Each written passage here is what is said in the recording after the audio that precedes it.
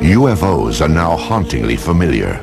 They have shared our skies for an uneasy 50 years. Eyewitness accounts testify to their breathtaking speed, unparalleled maneuverability, and uncanny silence. They are different than any aircraft made here on Earth. These stealthy visitors are called UFOs, unidentified flying objects. They have shown up unexpectedly in photographs taken all across the globe. Yet if we turn back the pages of history, there are intriguing hints that UFOs have been with us all along. Perhaps even as far back as 12,000 years ago, when our ancestors found shelter in the darkness of caves.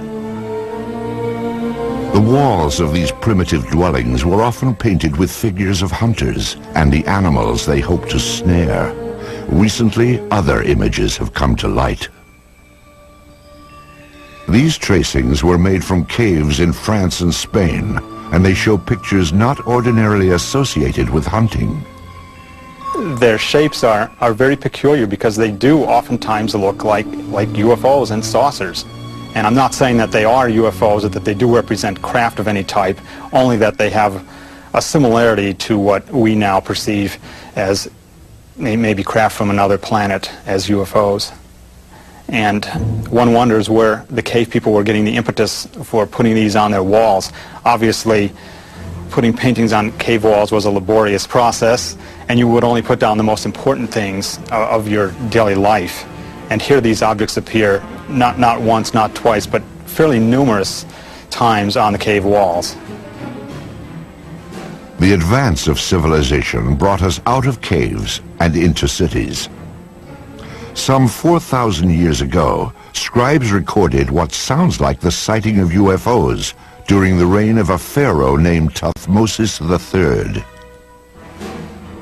In the year 22 of the third month of the winter, a circle of fire appeared in the sky. After some days it became more numerous and shone with the brightness of the sun, extending to the very limits of the heavens. Royal Records of Thutmose III, 1480 BC. A millennium later, young Alexander the Great conquered his way across the known world. In 332 BC, he laid siege to the Phoenician city of Tyre, and accounts from both sides report that shield-shaped silver objects appeared in the sky. One supposedly sent down a beam of light that destroyed the city walls. Even the Bible itself contains passages that some say refer to alien spacecraft. I looked, and behold, a stormy wind came from the north, a great cloud with fire flashing through it, and a radiance round about it, while out of the midst of it gleamed something with a luster like that of shining metal. Ezekiel, verse 1. There are a number of reports from the past, and I believe that some of them are quite legitimate. But one of the things is you can't interview witnesses, of course. You can't get independent witnesses. You can't ask, well, what angle was it above the horizon? The problem we have with them is we have to take them totally at face value. It's always important in looking at these to remember that there are a lot of strange astronomical phenomena that only occur once in a while, like a star going supernova and suddenly appearing in the sky, or a comet which appeared unexpectedly. And so you always have to look at these from the point of view of astronomy. There could be some atmospheric phenomenon or an astronomical phenomenon that they were depicting as something supernatural. As the scientific awareness of the population grew, superstition was replaced by knowledge of what was actually going on in the heavens. However, when an object would fly across the sky and stop, or hover, or seemingly descend to the ground, or maybe exhibit many different color changes or change shape or what have you, then even those people knew that they were looking at something out of the ordinary. The residents of Nuremberg, Germany, had just such an experience on April 4th, 1561. On that day, the skies above the city filled with a chaotic array of tube-shaped objects and balls of light. Eyewitnesses called it a frightful spectacle.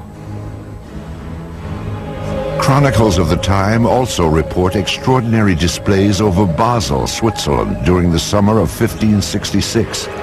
These events were depicted in primitive woodcuts made by eyewitnesses.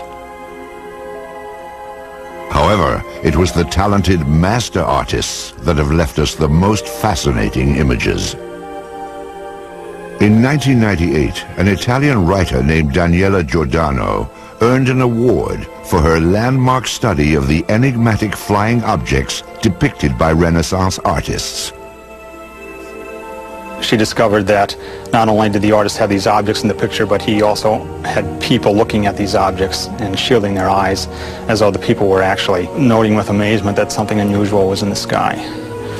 It's unknown why the object's there, but it does appear, and it looks like a UFO. This apparently traditional religious work is known as the Madonna and Saint Giovanni. Here too, a witness to the flying object is placed unobtrusively, yet unmistakably, in the background. And it's very obvious that this person's attention is directed to the flying object. And the artist obviously wanted viewers of the painting to see that not only is there the Madonna in the painting, but that there's also an object in the background. Curious airborne craft show up in other media as well. These tapestries from the 1500s depict the life of the Virgin Mary. Lurking in the background is the familiar shape of a 1950s-style UFO.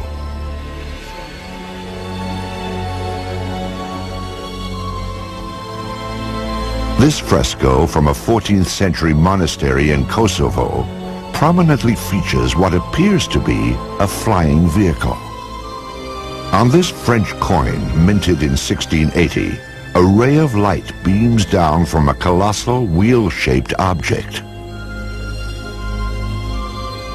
Sporadic sightings continue to be recorded for the next 250 years.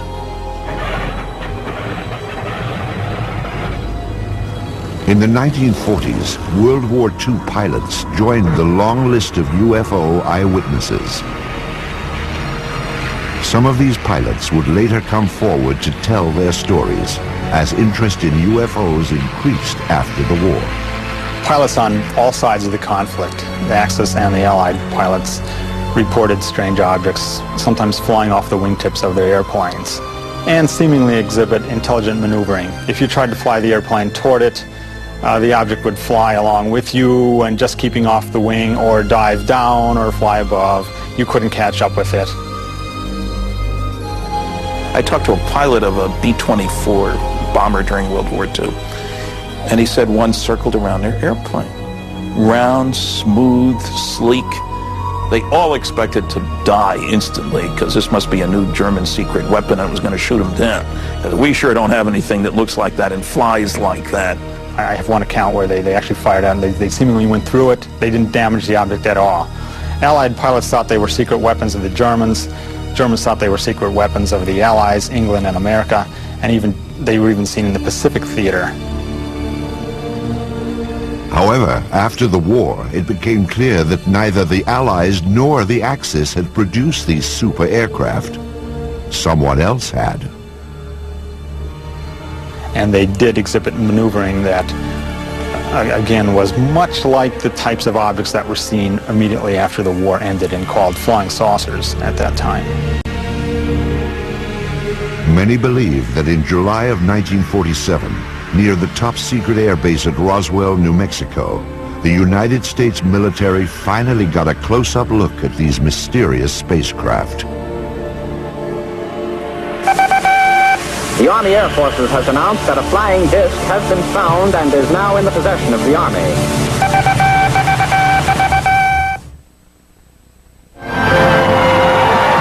In the fall of 1945, American boys came home to a hard-earned welcome. They had faced unspeakable horrors. Now they would head for suburbia and get started on the baby boom. At the same time, another new era was dawning. The age of flying saucers. The enigmatic spacecraft that had appeared from time to time through the centuries would now take center stage. The age of innocence was over. The wave of modern UFO sightings began simply, with no photos, no radar returns, and no physical evidence. Just a story told by one man at the right time in history. Kenneth Arnold was a 32-year-old successful businessman on the summer day that his sighting took place. He sold firefighting equipment and flew his own light plane. On Tuesday, June 24th, 1947, Arnold was flying toward Mount Rainier above the Cascade Mountains of Washington State. The air was smooth and clear as he reached 9,200 feet and noticed a bright flash. To the left and north of Mount Rainier, Arnold saw what he described as 9 unusual aircraft flying at over 1,200 miles per hour.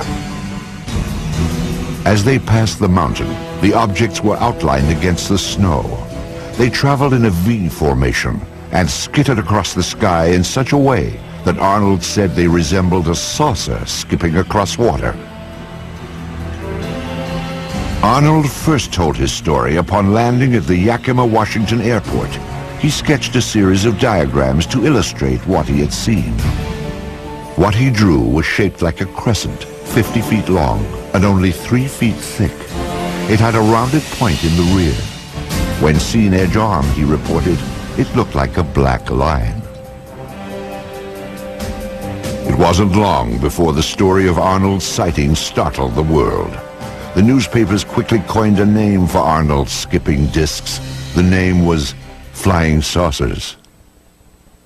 Kenneth Arnold was soon to enjoy a celebrity status. The author of a book and the subject of magazine cover stories, he was looked upon as a combination of space-age visionary and screwball eccentric. The press would anoint him the man who started it all. In the days and weeks after Arnold's landmark flight, flying saucers became big news. Sightings were reported across the country. Indeed, at that time, more people knew about flying saucers than about the Marshall Plan for the post-war reconstruction of Europe.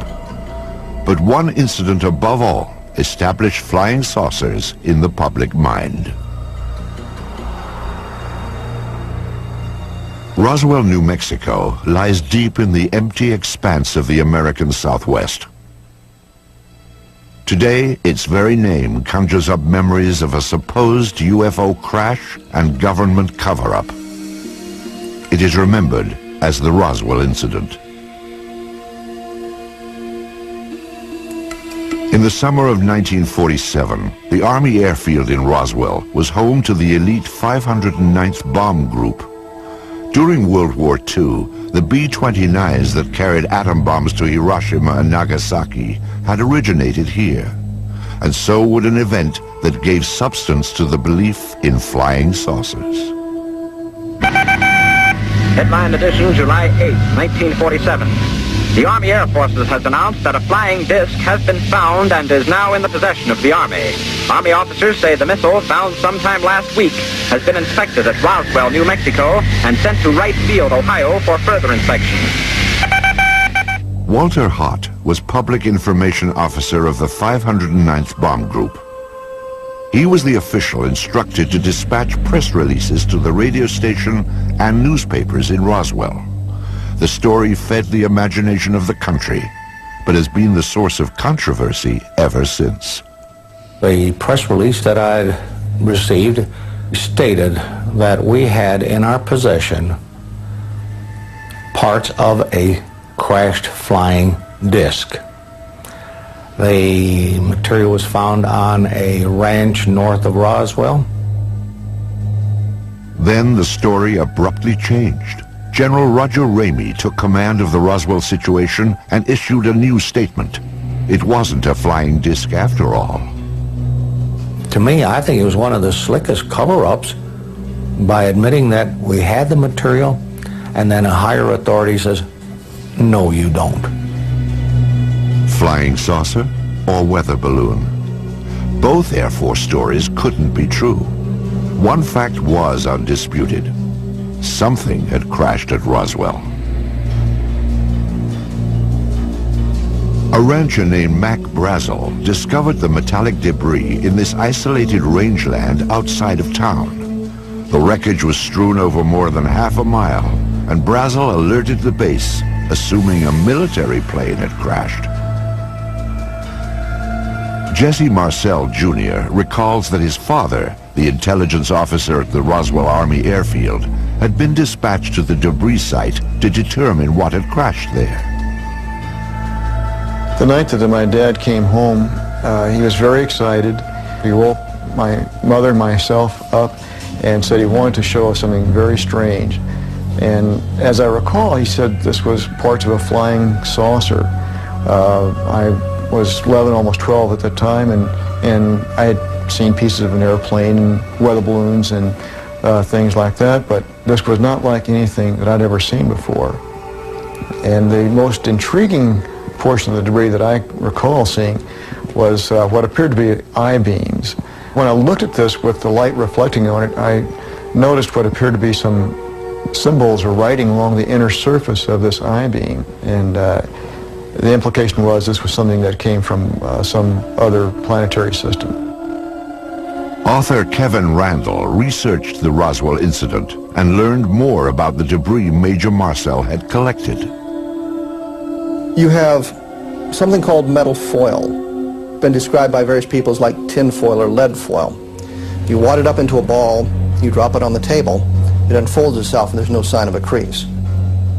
Randall interviewed some people who say they actually handled the mysterious wreckage back in 1947. It was all wadded up when he dropped it, and when he dropped it on the table and it hit the table, it spread out just like it was water.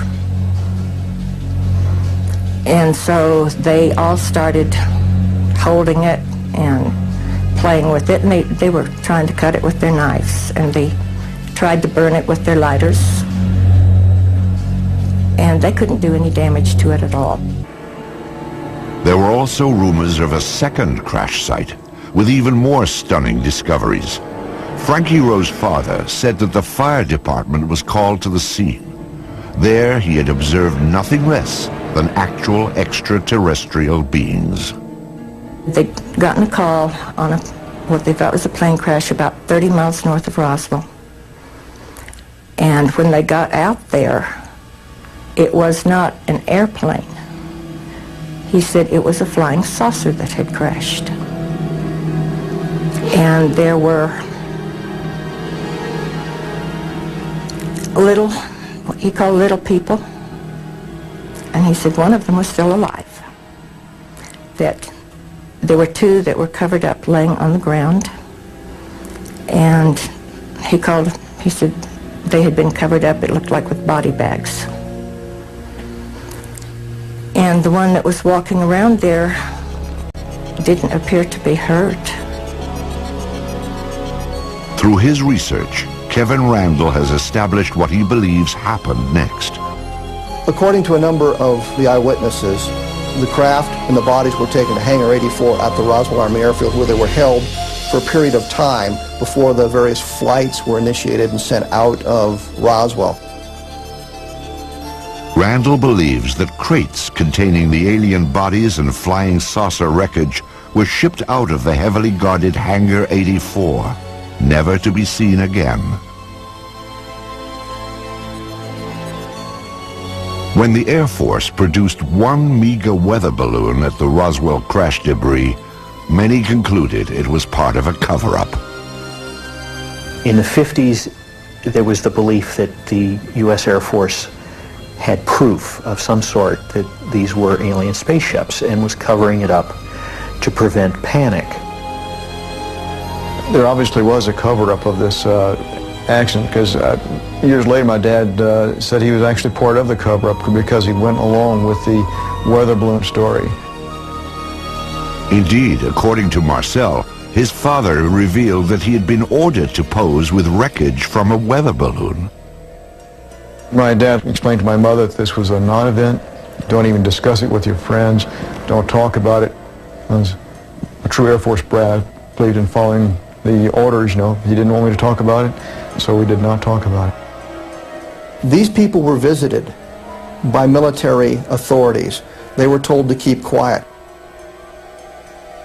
Frankie Rowe recalls such a visit from a man in a uniform. He started getting louder, and he kept saying, "Don't you understand? You did not see anything." And he had a nightstick type of thing with him that was kind of hanging on his belt. And he took that out, and he got very loud, and he started talking, and every time he would make a point, he would hit his hand with the nightstick. So he would say, "You didn't see anything, you were not there." And he said, "If you ever say one word about this the rest of your life, we will split up this family. If that's not enough," he said, "you know, this is a big desert out here. We can take you out in the desert." And he said, "No one will ever find your bodies." If this disturbing account is true, it can only be described as a death threat, a warning to remain silent about the Roswell incident. What was so vital to protect? In January of 1948, the Air Force would launch an investigation into the escalating flood of UFO reports.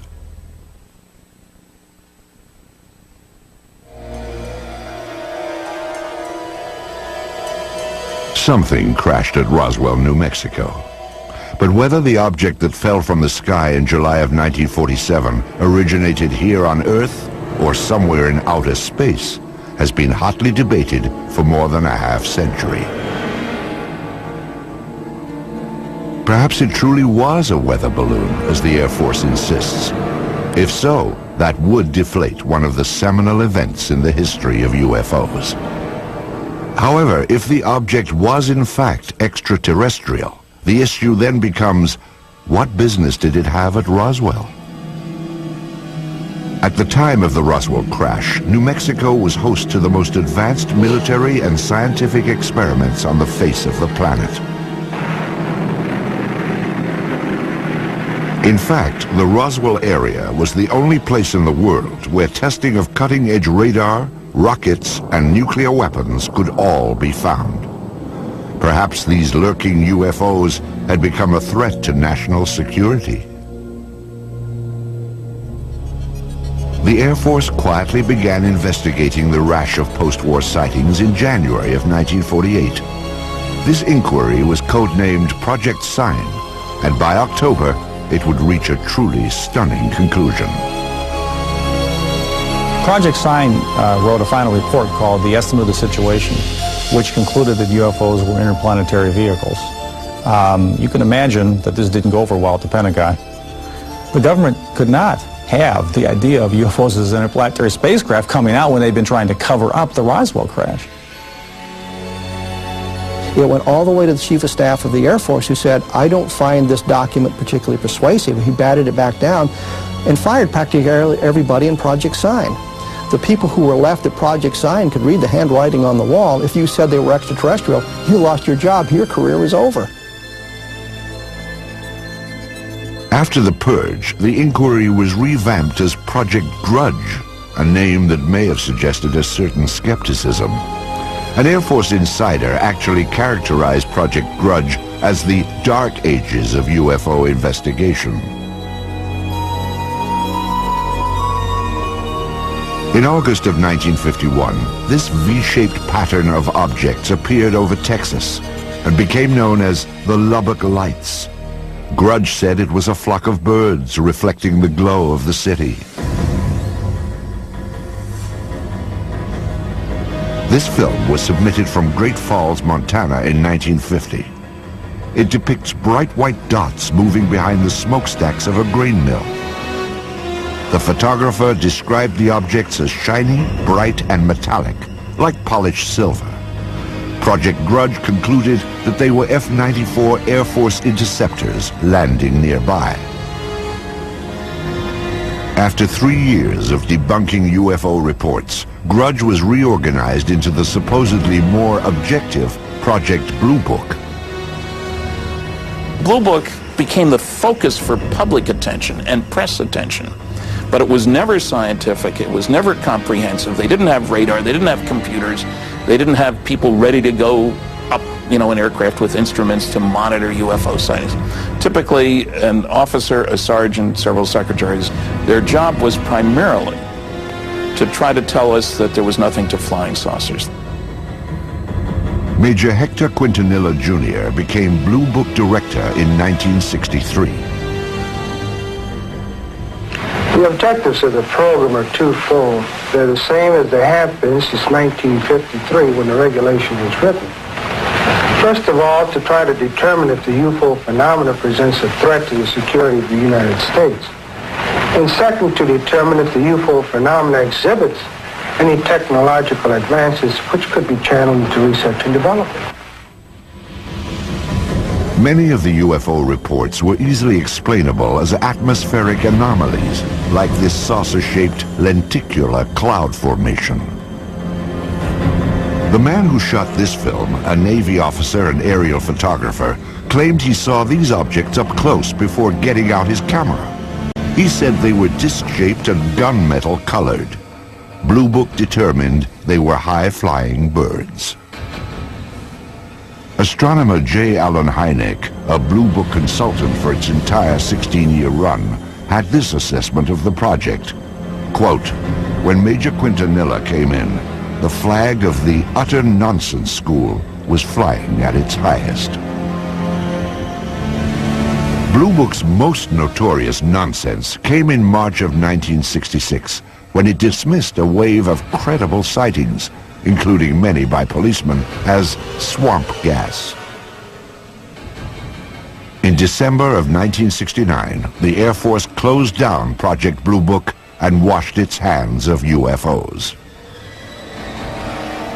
Few scientists were willing to approach the subject.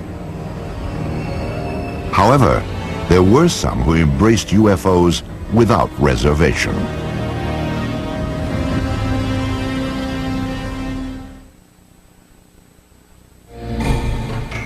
During the 1950s, the Air Force stood by its finding in the Roswell case. The crash was nothing more than a weather balloon. But newsreels show a public that continued to watch the skies, hoping to glimpse a spacecraft. Suddenly, people from coast to coast began seeing UFOs. What followed was a popular movement that embraced flying saucers and the spacemen who flew them. Ready or not, the flying saucers were coming. Within a matter of several days, I will myself make what might be called a flying saucer, although I don't choose to call it that because it may not respond to our controls. To the vast majority of the people in the late 40s and 1950s, flying saucers were a terrific novelty.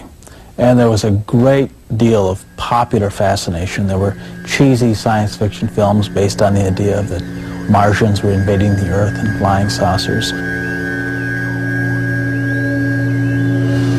Popular magazines printed on pulp paper would hit the newsstands in time to cash in on the trend and expand it to legendary proportions.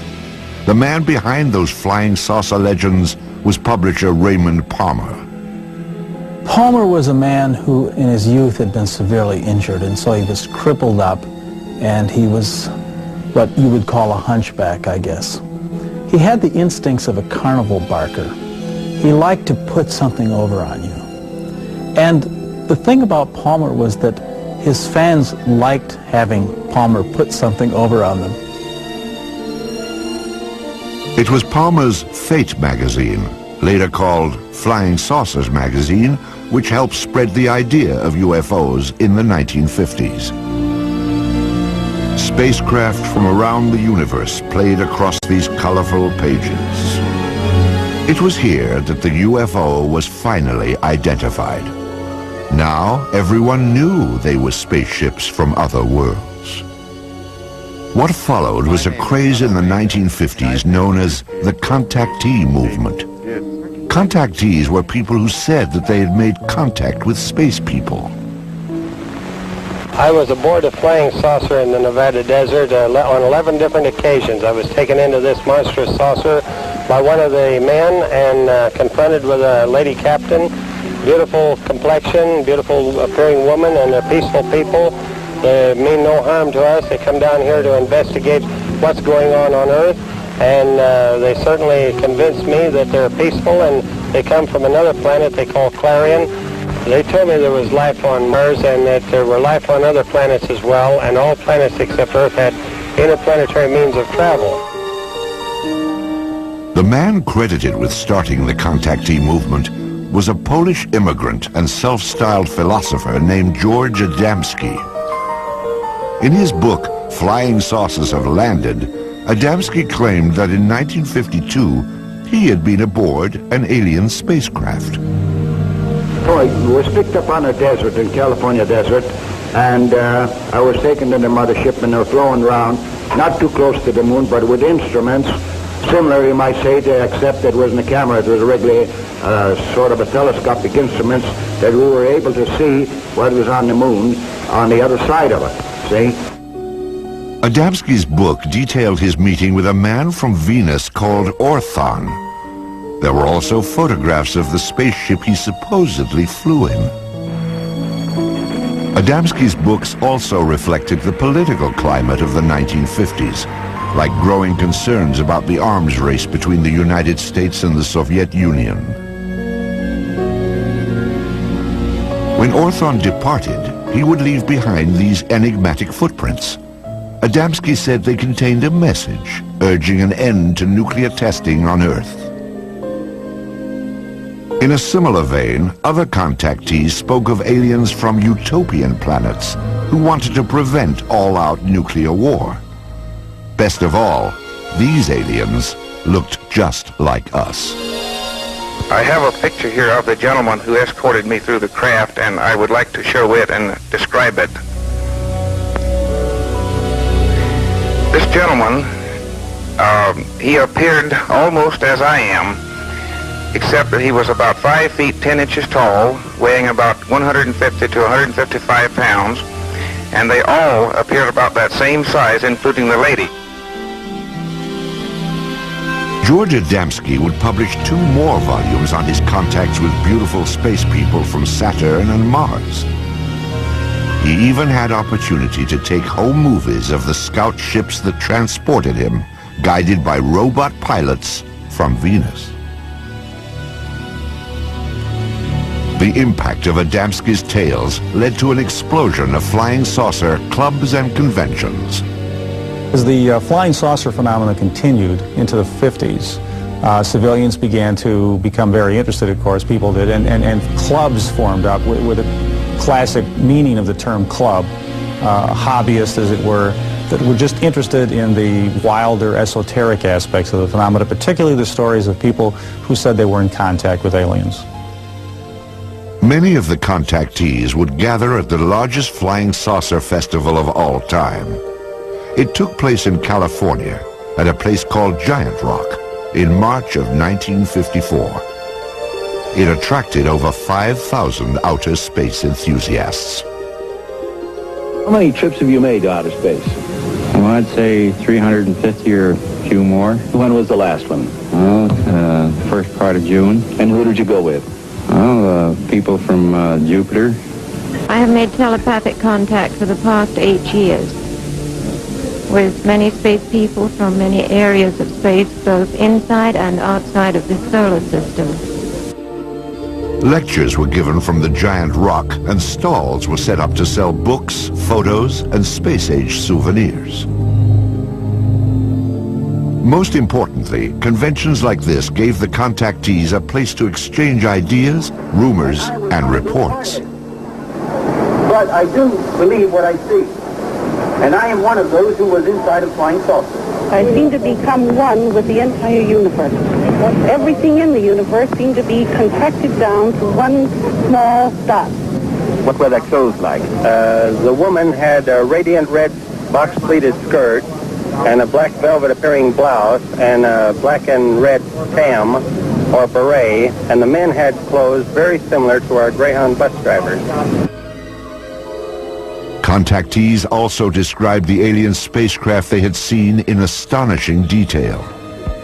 On July the 12th, I took a trip in a flying saucer, which I am pointing right here.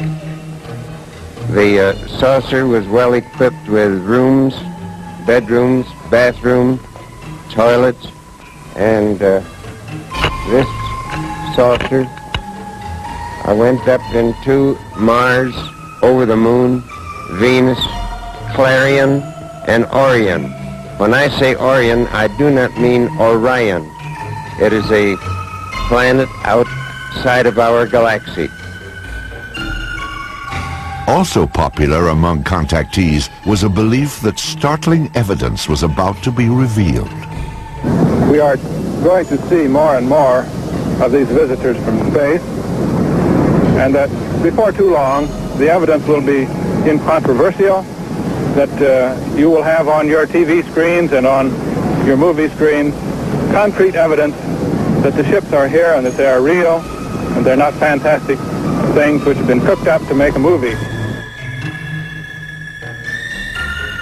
The contactee wave of the 1950s was a light-hearted sideshow to the UFO phenomenon. However, during this same period, photographs began to surface that suggested UFOs were no joke and had to be taken seriously.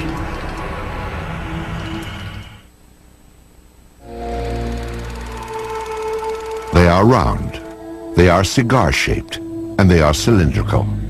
Some appear to be sleek and smooth, as if made of stainless steel, while others appear bolted together from some alien cast iron. At night, they are described as having flashing lights. They appear without warning, streak across the sky, and disappear. Many UFO films and photographs have been identified as natural phenomenon or hoaxes. But some UFOs appear in photos when we least expect them and defy explanation. UFO photo cases are tantalizing because they're some type of what you might think of as objective proof. The UFO phenomenon is ephemeral, and normally all we have are reports of witnesses on a piece of paper on a tape recorder. But with photos, you think you have something physical. Indeed, photos offer some of the most convincing evidence that extraterrestrial aircraft may be real.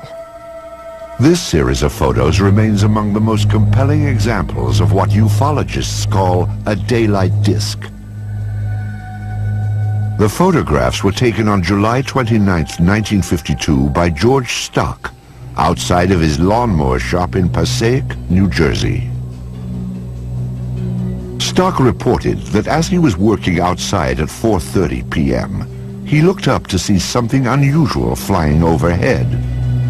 Using an inexpensive box reflex camera, he snapped pictures of what he described as a disc-shaped object with a metallic bottom.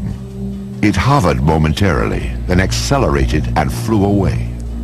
All that remains of this astonishing daytime visitation are a few pictures. But are photos reliable evidence for UFOs? Dr. Bruce Maccabee is an optical physicist employed by the United States Navy. His official research involves high-energy space lasers, but his interest also lies in the detailed analysis of UFO photographs. Of particular interest to Dr. Maccabee are photos which show no evidence of a hoax or misidentification and cannot be otherwise explained. One such case began at a farm in rural Oregon in 1950.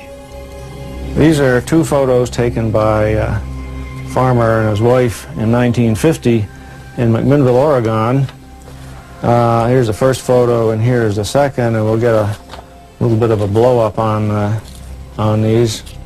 Using image enhancement equipment, Maccabee brings into focus the startling photographs that were taken in the early evening with a simple camera. You can see that it's an oval object with a little thing on the top, like a little protrusion at the top of it.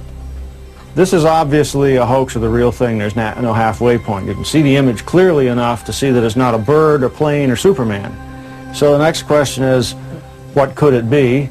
And if we go back over here, we can see that there are electrical wires right up above the object, looking again at the blow-up. And now the question is there any evidence of a suspension underneath the wires? A contrast-enhanced version of the Oregon photo reveals minute scratches that Maccabee must distinguish from a string or line that might have been attached to the object to suspend it for a hoax. No one has found any evidence of a line going up above the object. There is a possibility that this thing might have been thrown and photographed, except that the image is not blurred by motion. Agents of the Air Force and FBI questioned the couple who took this picture, and authorities later confiscated a copy held by the local newspaper. No one has yet explained why. This photograph is another of the more credible UFO pictures ever taken. It was snapped in Brazil by a government survey team in 1958. A Brazilian naval photographer on a ship was there with the rest of the men when they saw an object shaped like Saturn, in other words, an object with a ring around it, flying toward an island that they were near, Trinidad Island, flying around the island and then taking off in the distance. And he snapped 4 or 5 or so or more photos of the object with literally dozens and dozens of witnesses.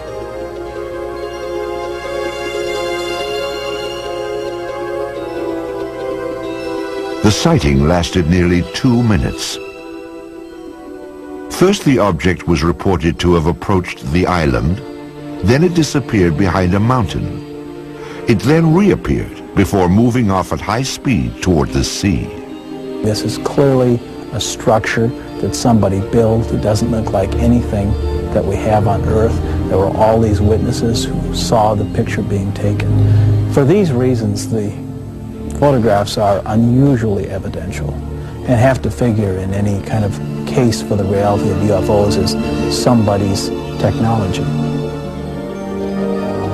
Because this is a multiple witness case done by scientists and a professional photographer, and it has many photographs, it probably has to be taken seriously as the #1 photographic case in UFO history.